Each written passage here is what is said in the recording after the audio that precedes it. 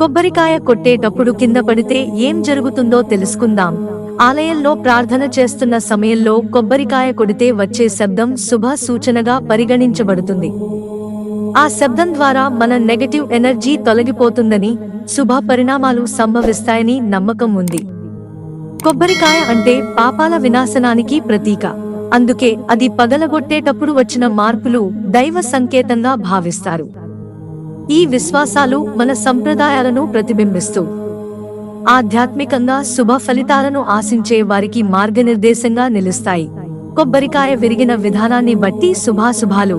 కొబ్బరికాయ చిన్న ముక్కలుగా గుండ్రంగా పగిలితే ధనం పెరుగుతుంది.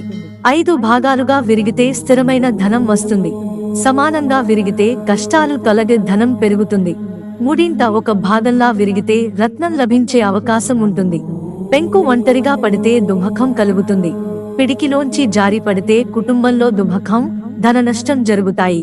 పొడవుగా విరిగితే ధనం పోతుంది, కష్టాలు వస్తాయి.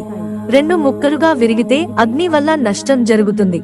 2 ముక్కలతో పాటు చిప్ప కూడా వెంటనే పడితే వ్యాధులు కలగవచ్చు. చిన్న ముక్కలుగా విరిగితే ధనం, ప్రభావం, ఆభరణాల లాభం వస్తుంది. దేవుడిని ప్రార్థిస్తున్న సమయంలో కొబ్బరికాయ పగలగొట్టిన శబ్దం వినిపిస్తే మీరు కోరుకున్న పని నెరవేరే సూచనగా భావిస్తారు. కొబ్బరికాయ కొడుతున్నప్పుడు అది సరిగా విరగకపోవచ్చు లేదా లోపల కుళ్ళిపోయి ఉండొచ్చు. దీనివల్ల కొందరికి నిరాశ కలగవచ్చు.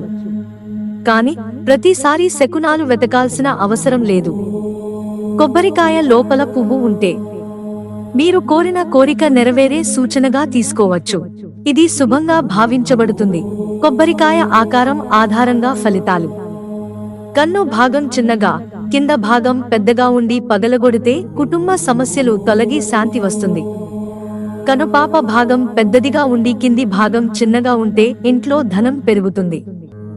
ఈ విధంగా ఆకారం కూడా శుభ, అనుకూల ఫలితాలను సూచించగలదు. కొబ్బరికాయను పగలగొట్టేటప్పుడు ఓపికతో ఉండాలి.